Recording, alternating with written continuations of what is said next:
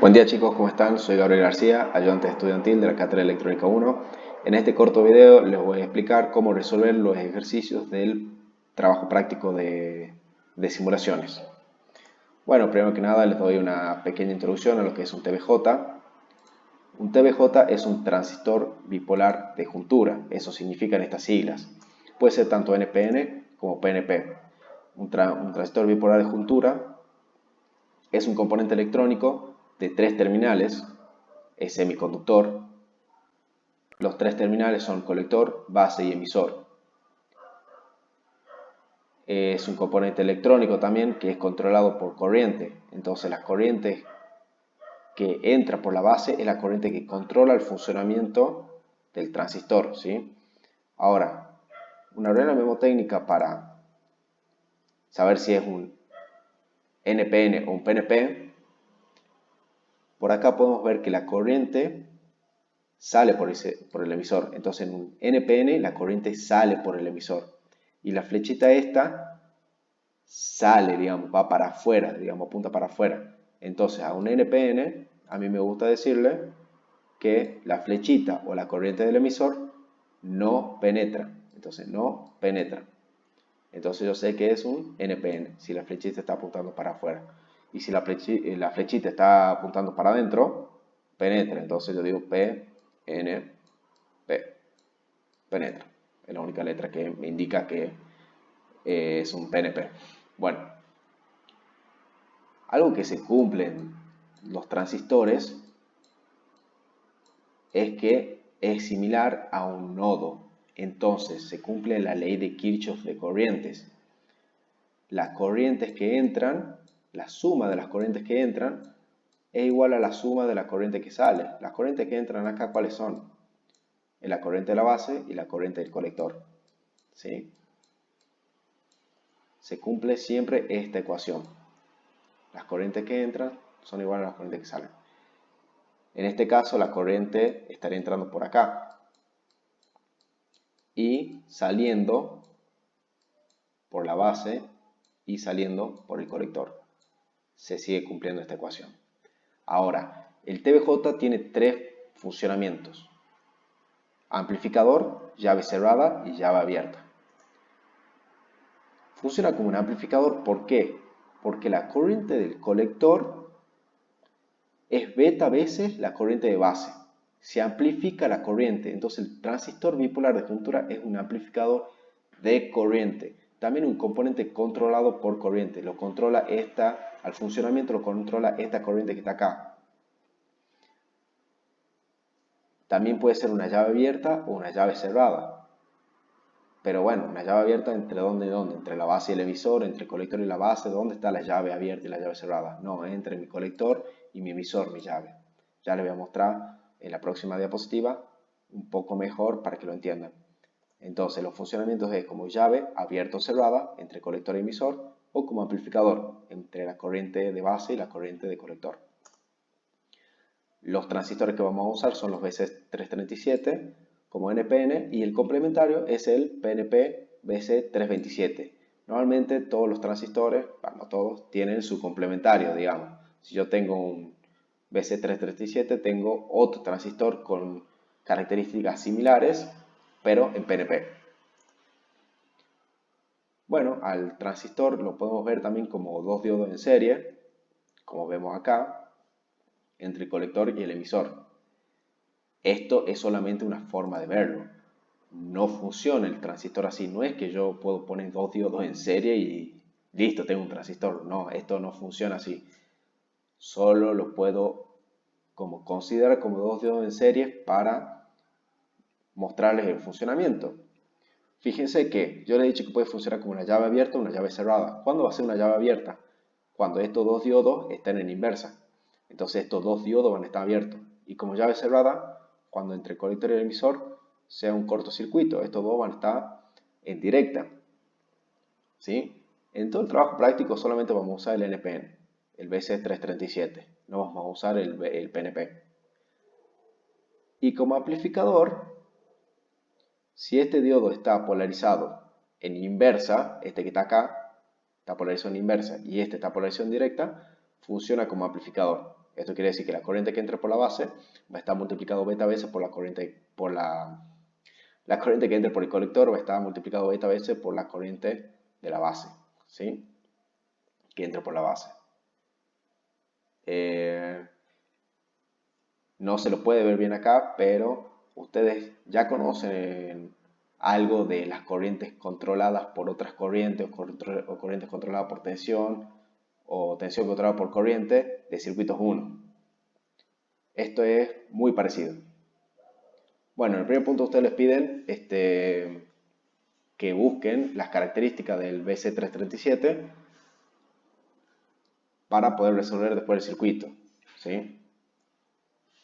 Bueno, las características las buscamos en la hoja de datos. La hoja de datos ustedes ponen en Google hoja de datos o datasheet en inglés del BC337 y le van a aparecer muchos PDF, pueden buscar en imágenes y le van a aparecer muchas imágenes, recortes de pantalla, de todo le van a aparecer. Lo que a nosotros nos importa que busquen ustedes son los valores máximos de la tensión colector-emisor y la corriente de colector. La tensión colector-emisor, yo le remarco acá, no siempre le aparece esta de arriba, pero yo le remarco acá que es la que tiene la O al final, ¿sí? Y la corriente de colector, bueno, de este lado le aparecería, digamos, cuáles son los valores, yo no les pongo, así ustedes los busquen después.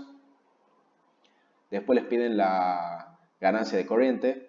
La ganancia de corriente, ¿se acuerdan ustedes que era el beta que les he nombrado en las diapositivas anteriores? Bueno, en este caso le llaman HFE. El HFE tiene un valor entre 100 y 630.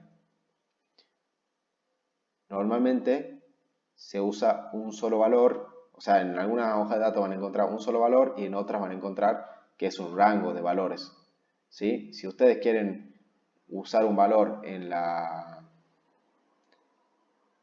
para resolver el circuito, usan un valor típico, o sea que a veces en alguna hoja de datos les va a aparecer este valor, o hacen un promedio, 100 más 630 dividido en 2 les va a dar un promedio, siempre y cuando sea entre 200 y 300 va a estar bien, digamos, 200 y 400 por ahí.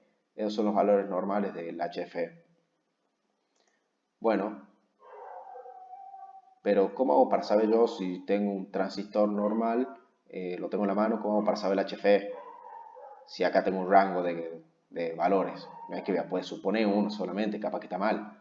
Bueno, en el tester ustedes pueden medir el HFE de un transistor. Ponen el colector, la base y el emisor acá en estos agujeritos que están acá, que dicen NPN y PNP, y ponen la función del tester en HFE y acá en la pantalla le va a aparecer el valor del beta, digamos. Entonces ustedes acá ponen colector, base, emisor y lo miden. También pueden saber si un transistor está roto o no, porque a veces ustedes van a armar el circuito y no les va a andar. Pueden saber si está roto o no midiendo, haciendo la prueba de si los diodos en los transistores esos andan, digamos. O sea, ustedes pueden poner en esta función que está acá el tester y pueden, a ver, yo les hago un dibujito. Para un diodo normal sería que ustedes pondrían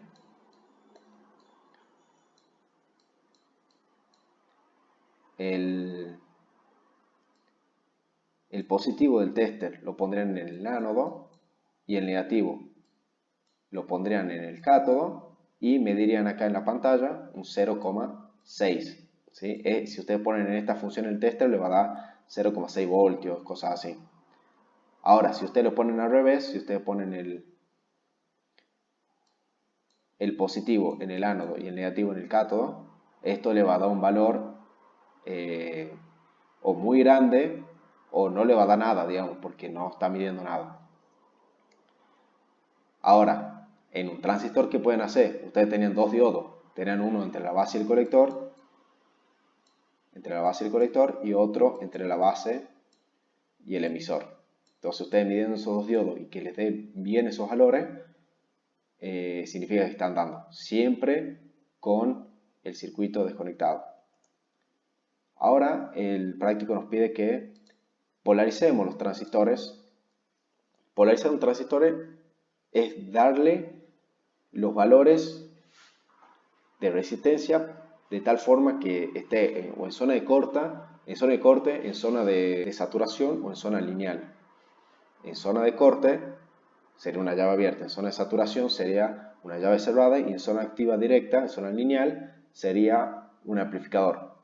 Entonces yo tengo que buscar esos valores de resistencia para que esté en cierta polarización, digamos. Nosotros lo que medimos en realidad, lo que buscamos, es lo que se llama el Q del transistor, el punto de polarización del transistor, que bueno, va a ser igual a la corriente de colector, la tensión de colector emisor. Estos valores son los que yo ya tendría, digamos, son valores que yo ya conozco, este y este. Y con estos dos valores yo saco las resistencias. Entonces en este caso, a mí ya me dan los valores de la tensión entre el colector y el emisor y la corriente que va a circular por esta resistencia. Entonces usamos unos criterios de polarización. De entrada, nosotros no sabemos cuáles son las tensiones, la tensión de colector emisor ni la corriente de colector. Nosotros buscamos estos dos valores. Yo quiero que la tensión colector emisor sea igual a VCC sobre 2 para tener una máxima excursión de salida, digamos. Es un valor que a mí me reconviene tener en el circuito. Y la corriente de colector yo busco que sea 0,05 o sea, 0,05 de la corriente máxima que puede circular por el colector, que esto ya lo hemos sacado de la hoja de datos. O sea, esto lo sacamos de la hoja de datos y este es el valor que queremos buscar. Esto lo tienen que calcular ustedes. 12 voltios es VCC, ¿sí? Bueno, para hacer eso, yo quiero sacar, o sea, determinar la resistencia RA y la resistencia RC. Para eso primero hago una malla que voy a tener VCC, RA y la tensión base emisor. La tensión base emisor yo ya la conozco. Entre la base y el emisor hay un diodo. Entonces, si esto está polarizado en directo, yo supongo que está en directo, esto va a ser 0,6 voltios. Entonces, haciendo esta malla, yo voy a tener VCC, va a ser igual a la tensión esta, RA, la tensión RA, más la tensión base emisor. Y la tensión RA es la corriente por RA, que es la corriente por la base. Si ustedes se fijan, la corriente que entra al transistor es igual a la corriente que circula por RA, más la tensión en el diodo S. Entonces ahí despejo RA y ya tengo ese valor. Ahora hago otra malla para sacar el valor de RC.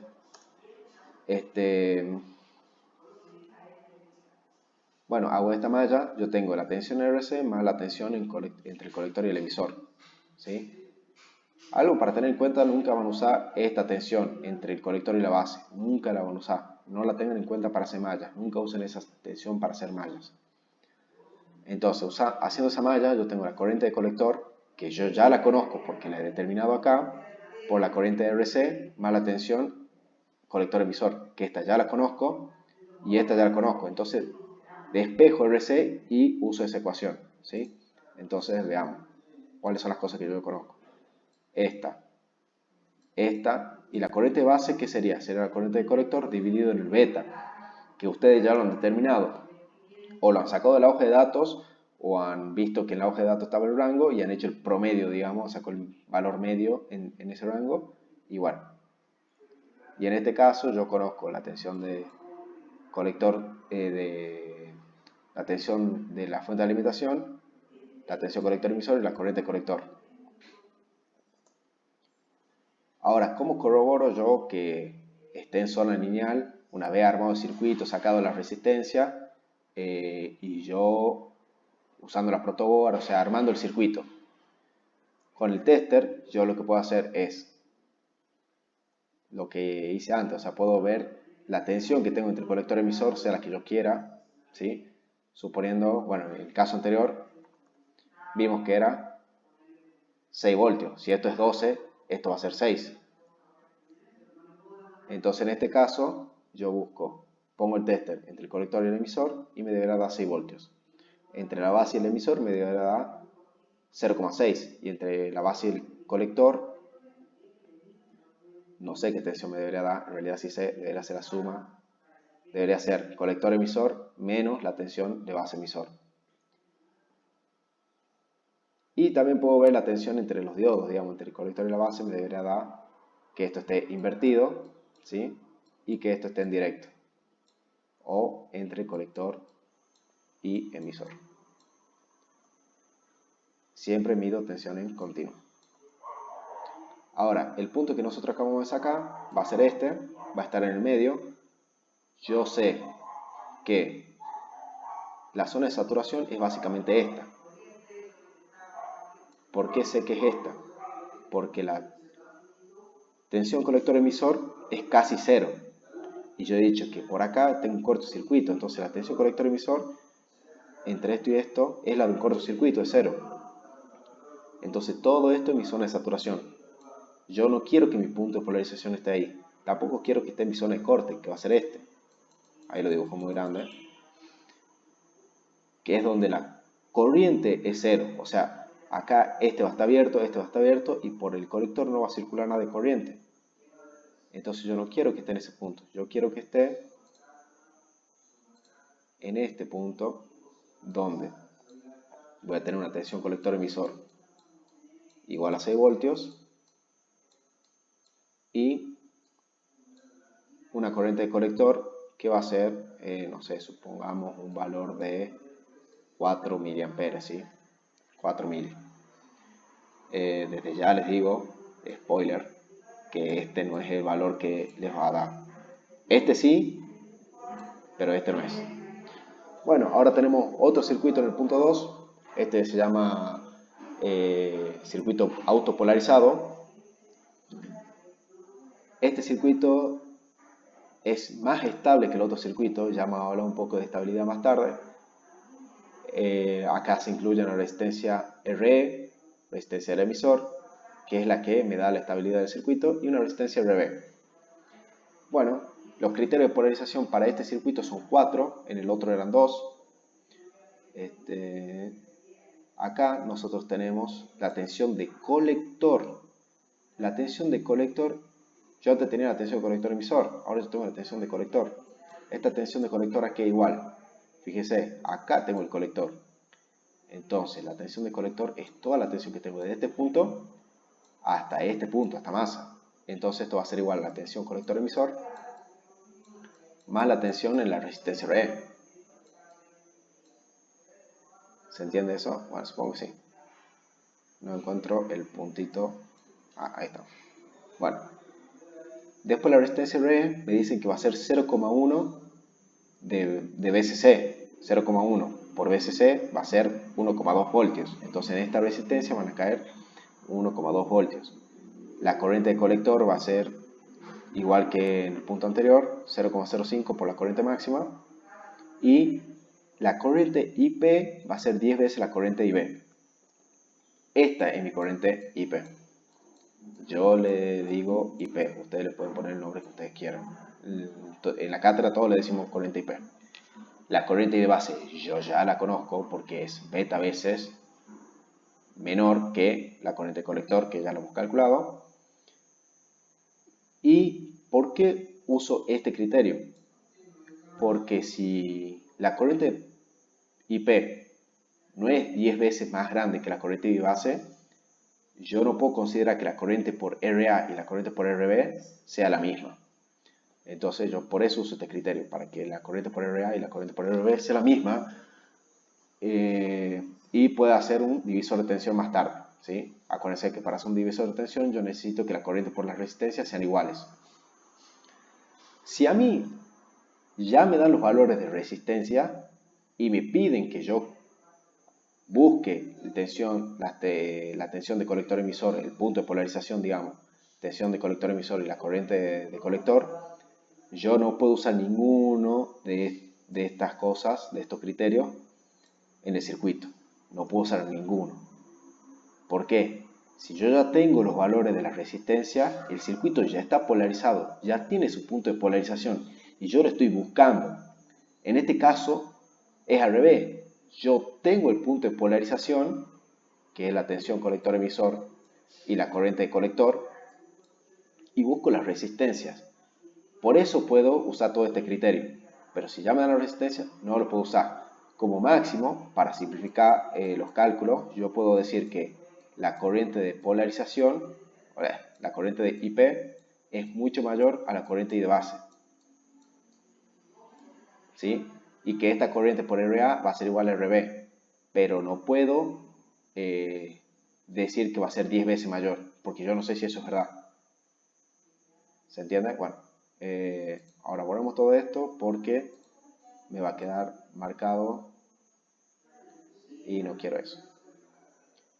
Bueno, yo para resolver este circuito, lo primero que hago es calcular la resistencia RE. Yo quiero calcular estas 4 resistencias. Vamos por la primera, la más sencilla, RE.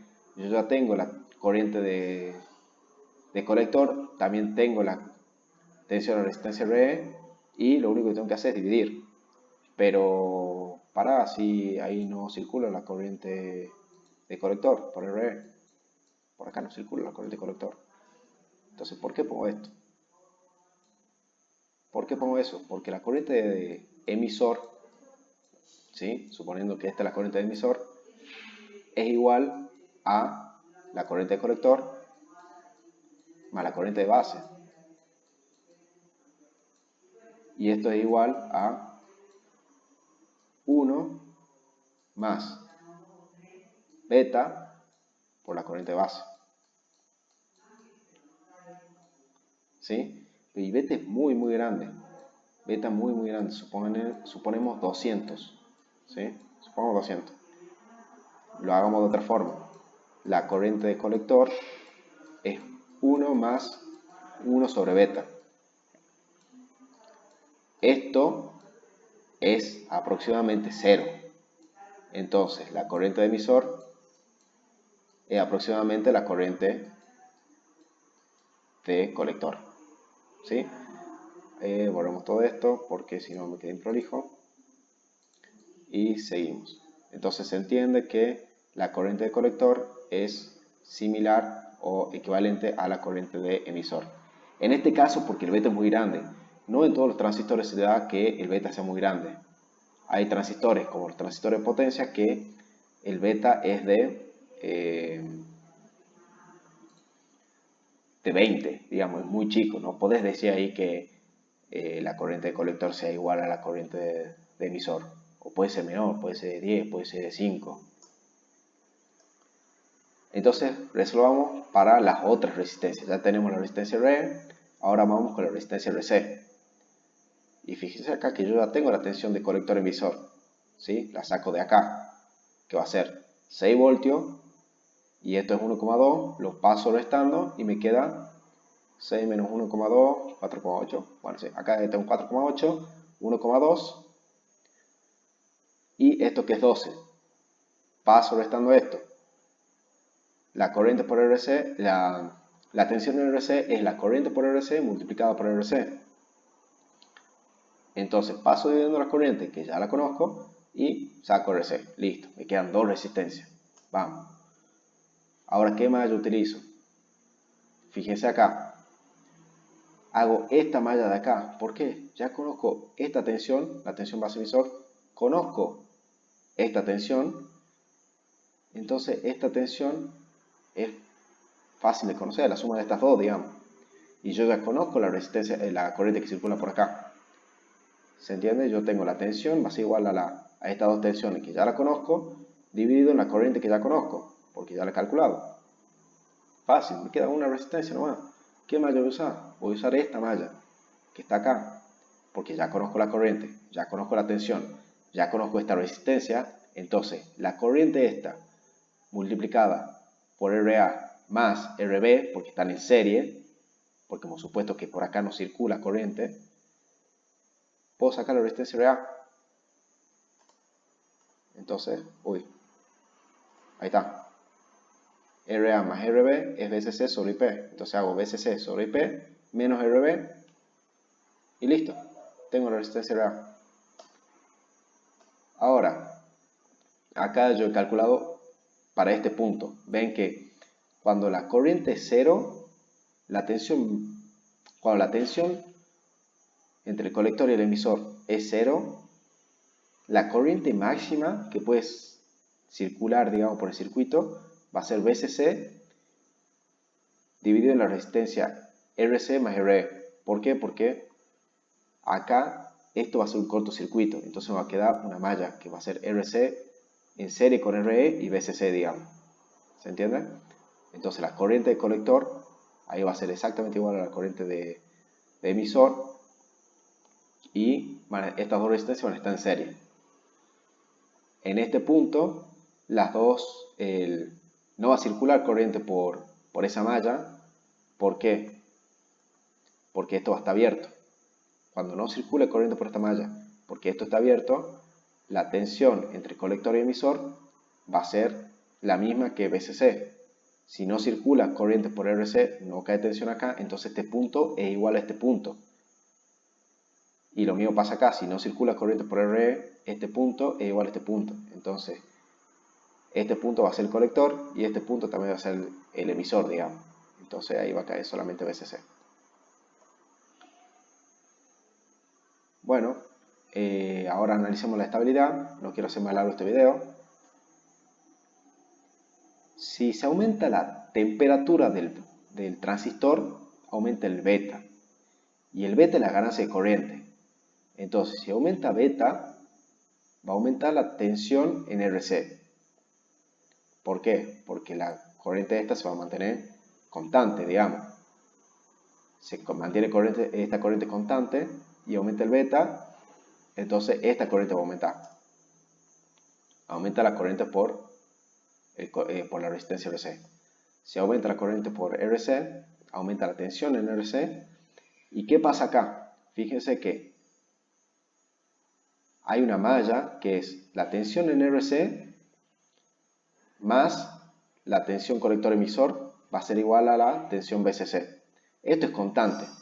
Entonces, si la suma de estas dos me da 12, me da un valor constante, si esta tensión aumenta y esta no aumenta, me va a dar un valor mayor a 12 y eso no tiene sentido, digamos. Entonces lo lógico es que si este valor aumenta, esta disminuye para compensar. Entonces, acá yo digo que si aumenta la corriente de colector, aumenta la corriente en la resistencia RC, entonces disminuye la tensión en colector-emisor. Ahora, ¿qué es lo malo que tiene que disminuya esa corriente, esa tensión de colector-emisor? O sea, ya de por sí el circuito no es estable. Yo antes tenía un valor de tensión colector-emisor, he aumentado la temperatura y me cambio el valor. No me gusta eso. Entonces, imagínense que ustedes tienen para el primer valor VCE igual a 6 voltios. ¿Qué es lo que yo quiero? Porque toda la señal de salida que tenga el circuito va a estar siempre en el colector. Acá va a estar mi señal de salida. Esta es mi salida del circuito. Y la máxima tensión que yo puedo tener acá a la salida es 6 voltios. Fíjense que puedo tener 6 voltios de pico positivo y 6 voltios de pico negativo. Está bien, digamos, no es tanto como un amplificador, pero como un operacional, pero bueno, está bien. Esto pasa porque no tengo alimentación negativa. Entonces, si la tensión de salida es mayor a 6 voltios, va a distorsionar tanto en el ciclo positivo como en el negativo, porque no tengo alimentación negativa. Yo no puedo tener tensión negativa a la salida. Puedo tener como mínimo un 0 y como máximo 12. Ahora, ¿qué pasa si cambia mi valor de tensión colector-emisor y disminuye? Ahora imagínense que tengo 5. Pero a la salida sigo teniendo 6 voltios. ¿Qué va a pasar? Va a saturar en el ciclo negativo. Porque yo acá tengo 6 voltios, listo, en el ciclo positivo no me pasa nada, no distorsiona, pero acá, entre la tensión colector-emisor y 0, tengo 5 voltios. Y si yo le pongo 6 a la salida, va a saturar, todo esto no va a aparecer a la salida. Y ya no tengo una señal limpia a la salida. Yo no quiero esto. Si yo, por ejemplo, fuera una señal de audio, esto estaría saturando y se escucharía muy feo. Y yo no quiero eso, yo quiero que esté en 6 voltios siempre. No quiero que me disminuya esto. Entonces, ¿qué es lo que hago? Hago el otro amplificador. En este circuito que es mejorado, ¿por qué? Porque tiene la resistencia de esta RE, que es la resistencia que le da una estabilidad al circuito polarizado. Lo que sucede es que cuando aumenta la temperatura del transistor, va a aumentar el beta. Si aumenta el beta, aumenta la corriente por el colector. Si aumenta la corriente por el colector, aumenta la tensión que cae en la resistencia esta, que es la resistencia RC. Si aumenta esta tensión, si aumenta esta corriente, va a aumentar también la corriente que circula por RE, la corriente del emisor, porque son próximas. Si aumentan esas dos corrientes, aumentan las dos tensiones y por la lógica que ya hablamos antes, disminuye la tensión colector-emisor, porque si estas dos aumentan y esta tiene que disminuir para mantenerse la suma igual a 12, porque la tensión en RC más la tensión en el colector emisor más la tensión en RE tiene que ser igual a 12. Es lo mismo que habíamos visto antes, pero ahora, ¿qué es lo que pasa? ¿Por qué se produce una estabilidad?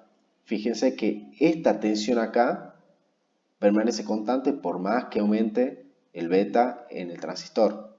Pero ¿qué tensión aumenta? Aumenta esta, ¿sí? Si aumenta esta tensión y esta se permanece constante, ¿qué es lo que pasa con la tensión base emisor? Es una tensión de un diodo.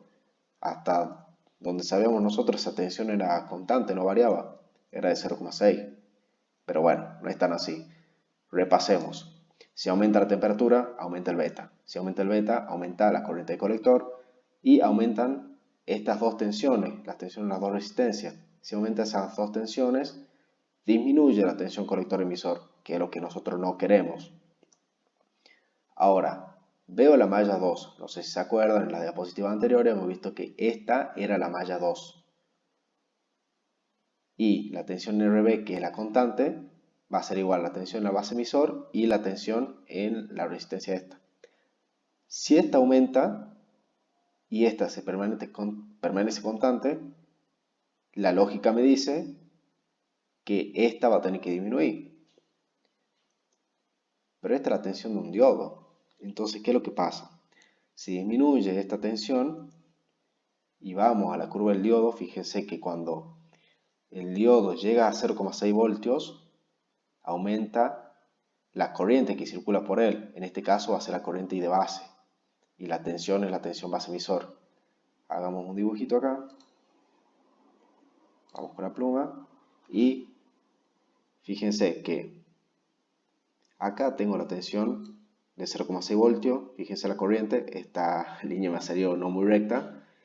Y si disminuye la tensión base emisor, es decir, que se va para este lado, yo voy a tener ahora una tensión en este punto, supongamos 0,5, no sabemos, pero sabemos que disminuye. Pero fíjese que por más poco que disminuya la tensión, la corriente varía muchísimo. Entonces, acá lo que pasa es que al disminuir la tensión base emisor, disminuye la corriente de base. Esto es lo que digo acá. Y si disminuye la corriente de base, ¿qué más va a disminuir? Si sabemos que la corriente de base era igual a IC sobre el beta, porque eran proporcionales. Entonces, si disminuye la corriente de base, disminuye mi corriente de colector. ¿Sí? Entonces, como que se vuelve un equilibrio. Porque esta tensión colector-emisor empieza a aumentar de vuelta. Una vez que bajó, empieza a aumentar. Y entonces la tensión colector-emisor vuelve a su valor inicial. Bueno, con eso damos por terminado el práctico. No tengo más nada que explicarle. Ya daré una consulta próximamente y sacan las dudas que tengan sobre todo esto que le acabo de dar. Muchas gracias.